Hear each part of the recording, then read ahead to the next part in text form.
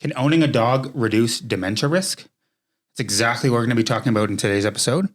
Mainly because we recently came across a study, I think you actually found it, Magda, about, there was a study that was, done last year or whatever, based on exactly that. So I guess let's first talk about the study and then we'll let you know the results and we'll talk a little bit more. So let's say, we're keeping the suspense. So let's first talk about the study. Welcome to The Woofie Show. Join hosts Brian and Magda as they bring you insights, real stories, and smart tips for raising happy and healthy dogs. A study was done from Japan's Tokyo Metropolitan Institute, and they followed over 11,000 adults aged 65 to 84, and they did that for 4 years. 4 years and 11,000 people. Yes. That's a pretty big study for something dog related, actually. Yeah, so this is why it was a big investment, obviously, from these researchers. And the researchers actually claim that this is the first study that shows a clear link between dementia risk and the dog ownership. So it's pretty big deal. All right, now what everyone's waiting for. What were the results? What did they find from this 4-year study? So the results show that the dog owners were 40% less likely to develop dementia compared to non-dog owners. 40%? Yes. That's pretty crazy when you think about it. That's like almost 50%. It's not, but well, it is. Yeah. But considering that they took into account all the factors, these people, physical activity levels, smoking status, their incomes, everything. Like all different? Yeah. Well, I don't know. They considered it. They vetted these people very well. They're not finding the healthiest only the healthiest of the healthiest people. No. I don't know exactly what were the criteria. Yeah. I just know that these things were considered when picking the people for the study. Okay. So also things like whether this person has owned a dog in the past or hasn't. That was a big thing, right? Because if you have already, then you're obviously probably more likely to be successful in the study rather than not. Yeah. So it is a big deal. Yeah, of course. For the medicine and the dog communities as well. So what are some reasons that, why is owning a dog when you're older kind of decrease your dementia? Let's not make it increases some things, but not that. So, what is it about owning a dog when you're older? What is it about owning a dog when you're older and how it helps this? Well, it's mainly due to the lifestyle, how your lifestyle actually changes when you own a dog. So it gives these people, especially people who are retired and no longer work, and they kind of try to almost reinvent themselves. Yeah. It gives them purpose, right? It's like, okay, I'm done with this chapter of my life, and now what? Yeah.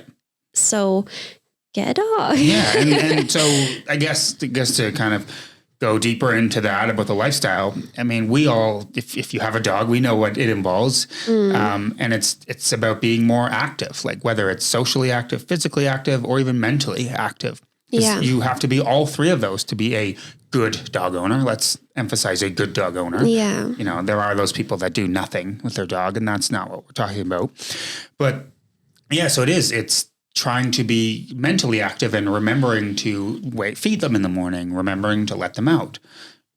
It's those two, just remembering lots of things about their day-to-day life, remembering to take them for walks, remembering to train them. And that's the mental side of things. Just you're responsible for another, But it also gives those people routine, which is super important when you're dealing with dementia, because even for people who have dementia, even getting around in the neighborhood, it becomes quite difficult. Yeah. So if you are forced to take your dog out for walks around your neighborhood and things like that, it keeps your mind going. Oh, yeah, because they might forget where they live. Yeah, it's actually pretty scary. If they already have it, So there's a lot of people with dementia that actually get lost. Yeah. But then if you have had a dog, that dog can actually help you get home. Well, yeah, and we're hoping that it helps reduce this risk as well, so exactly. you don't have that problem. And that's one aspect. I mean, with the physical, keeps you physically active because you're physically taking your dog out for walks. Yeah. You're playing with your dog. Maybe you're taking them to training classes. Maybe you're taking them to dog parks. Like you're getting out and you're moving. Yeah. There are a lot of things internally that happen within a person when they have to actually take care of something other than themselves.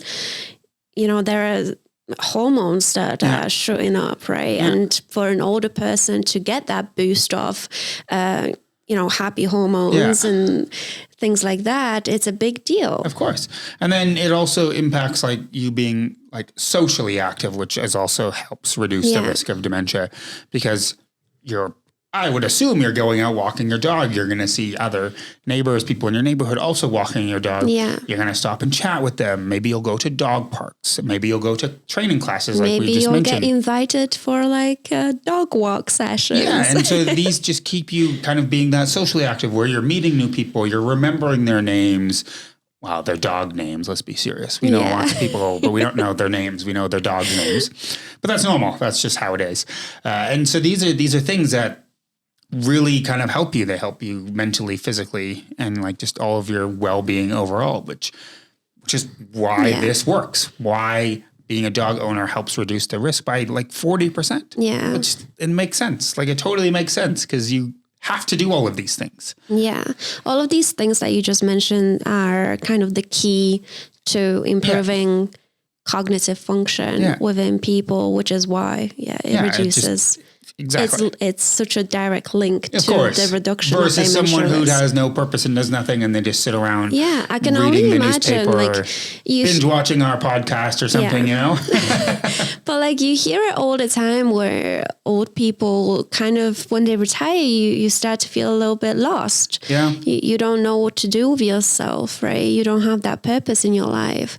Maybe you go away traveling, you meet new people, which is great, but not all people have that and that's luxury. usually short-lived, to be honest, as well. You do that for a couple months and then that's it. Yeah. Then you're like, okay, I can't blow through my retirement savings.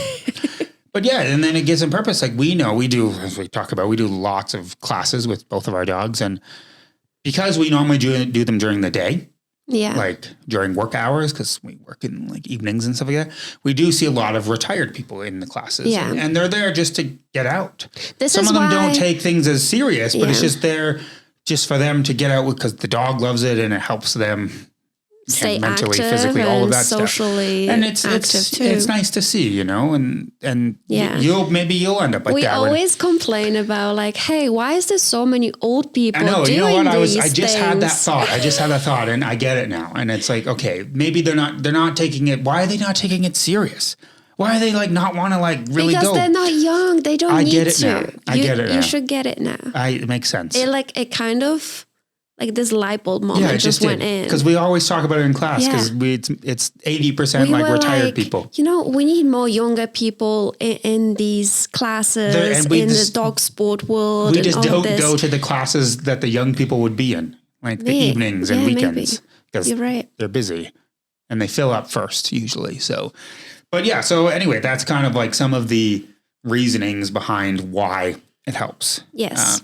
Reduce your risk. So the study has actually dipped their toes into researching cats. No, we don't talk about cats on this podcast. No cat. No, I'm kidding. It is interesting to compare because people might think, pet ownership just in general. And no, cats do nothing.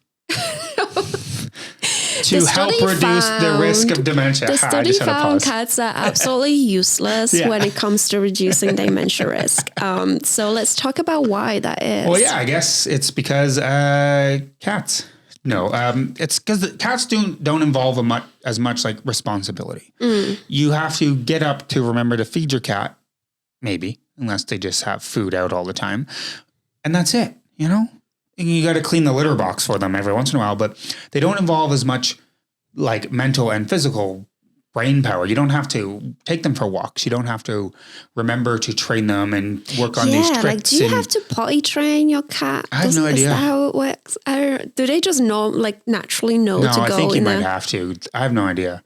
But then that's like, again, short-lived. And fair enough, once you get it with your dog, it's short-lived. But you don't have to let the cat out. You have to keep in mind and be like, oh, hey, I haven't seen the dog in 4 hours. Maybe they need to go out. You don't have to do that with a cat. You don't have to be like, oh, wow, I haven't seen the cat in 40 hours. Oh, well, that's what it's like. They'll come back. If they're not back, in a week. My mom has a cat. I think when I stayed with her for that like 2 weeks or 3 weeks, I think I saw the cat once. Oh my God. One time in like a 2 or 3 week period. And so, like, I think it was scared, but you know what I mean? Like, you wouldn't even know. You wouldn't even know people would have a cat anyway. So I think that's like the purpose of it. It's you're not doing as much. You're not being as physically active. You're not being as mentally active. You're definitely not being socially active because cats are not social creatures. So therefore, that's true. Cat owners, unless you're like on the extreme end, most cat owners are also not social people because that's why they get a cat, because they just want to stay at home with the cat. Wow. Right? Does that make sense? It makes total sense. I just thought about that right now. That like, you know what? How people say that dog owners are very introverted?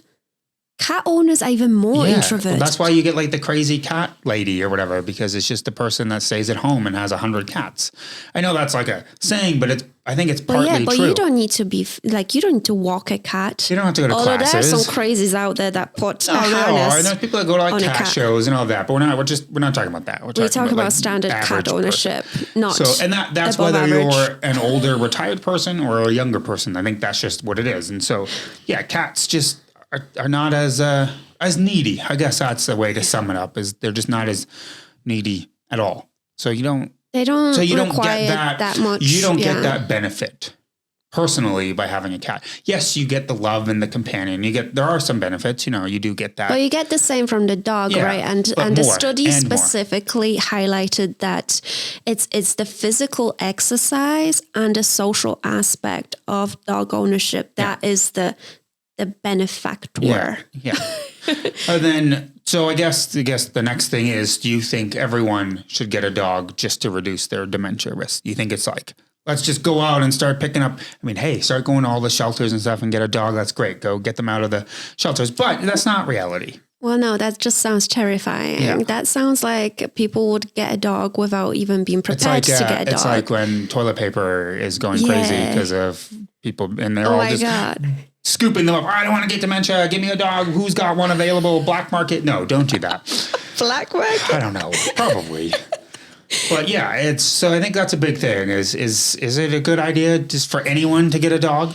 Not necessarily. For this reason, I guess. There's a lot of things that this question depends on. It depends whether you like dogs, whether you are allergic to dogs. Are you a dog person? Are you able to commit for I think that's the biggest 15 years of this dog's life? Yeah, especially when you're retired too. Yeah, when you're already 60, for this creature. Are you able to walk this dog, take care of it, feed it for the next like 10 years at least? You know what I mean? Like we said, if you're at 65, can you keep walking that dog? Maybe. Do you have the sufficient funds in order which we've talked about a lot? Yeah, to pay for the vet bills when needs to. Yeah, we've had lots of episodes talking about the responsibilities and the requirements to be a dog owner. So that's something that like to keep in mind of like, okay, yes, it has all of these good benefits, but don't take that for granted and get a dog just for that, because that's not fair to the dog. Yeah. It's all about that bond in the relationship, which actually truly impacts you even more. If you get a dog just to walk it sometime, like, it might help you, but nowhere near as much as like bonding with that dog and caring for it. It's the whole experione of dog ownership experience that is beneficial. It's one hell of an experience, let me tell you. One dog was easy. 2 dogs, it's just like, wow. Well, no, they say the second one's the hardest, and then it just gets easier after that, apparently. But we're talking about 1 dog. Please don't get like 5. Getting 5 dogs is not going to do much more. There's going to be a study in the future studying how many dogs is like the optimal. Oh yeah, that's true. That'd be for interesting. Your health. But so it's not for everybody. And so like if you maybe want to have this benefit a little bit, but don't want or can't have a dog, what are some alternatives?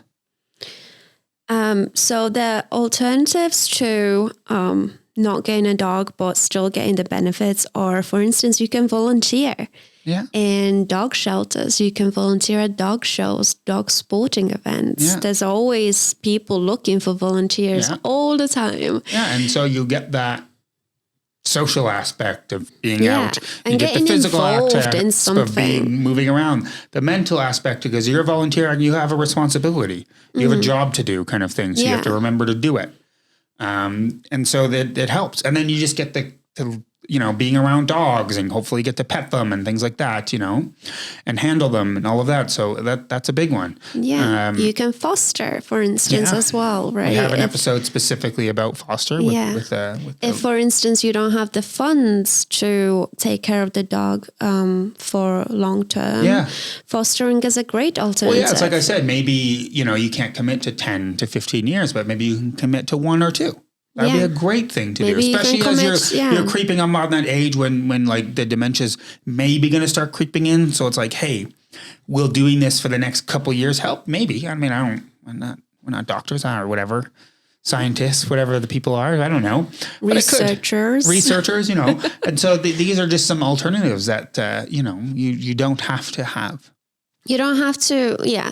I mean, obviously the study specifically goes into, owning a dog is a lot different than, of course, renting one out, or just doing something a few times a year. Yeah. However, it's best to do that than not do nothing at all. I thought you were going to say it's best to do that than get a cat.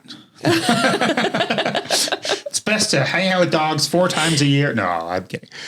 In case you don't know, I'm like really badly allergic to cats, so I just cannot like them. So it's he why doesn't actually hate I don't cats. hate them. I have to avoid them because I am pretty allergic. There's the odd one I'm not, but for the most part, I am, and it's just not a comfortable setting to be around. You literally can't breathe when you're around cats. So that's why I say these things. But I have nothing against cat people. Okay, it's just personal opinion. But anyway. Another alternative to owning a dog is you can actually sign up to walk a dog or dog sit for someone. Yeah, Rover is an option. It's a really cool app website. Actually, there's a lot of older people on Rover that they literally, the profile says, hey, I'm an older retired person. I have nothing to do. I just want to take care of the dog. Yeah. And I'm like, you can do that as much as you want or as little as you want. Some dogs don't want to be around other dogs, and it's nice to have that option that there's an older person that can actually take care of your dog just on their own. Yeah, whether you walk them or they come to your house or they go to your house or whatever, Yeah. That's a huge one. So I never thought about that. That's a great idea, like Rover dog sitting.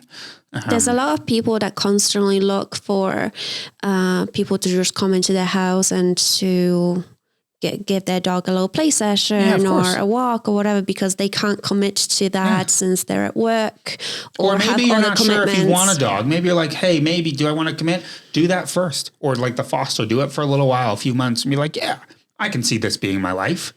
Yeah. Doesn't mean the dog you're fostering or taking care of is the dog you'll have. So keep that in mind. But I think that's kind of just what we wanted to talk about this one.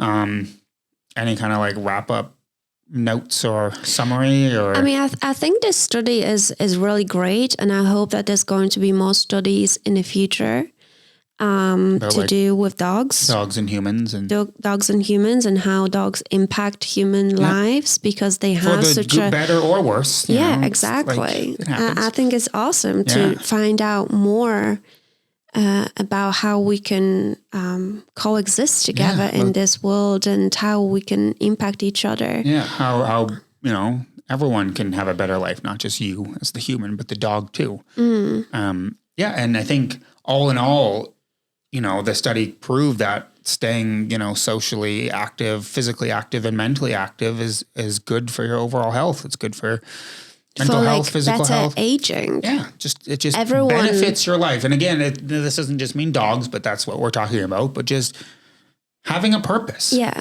it's funny actually, because there's so many cases actually where there's people who reach 100 years old, Yeah. and they're asked, "Oh, what's the key to that long life?" Oh, yeah.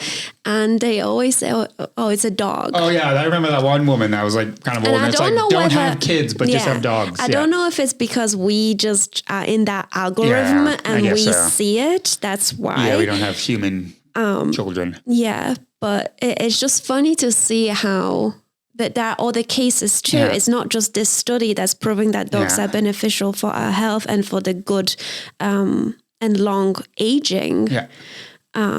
But that there's also these like independent people that come out and say, hey, having a dog is like the key to happiness, the key to healthy life and long age. Yeah, so I think that's it for this episode. We just kind of wanted to tell you about this study in case you never heard about it.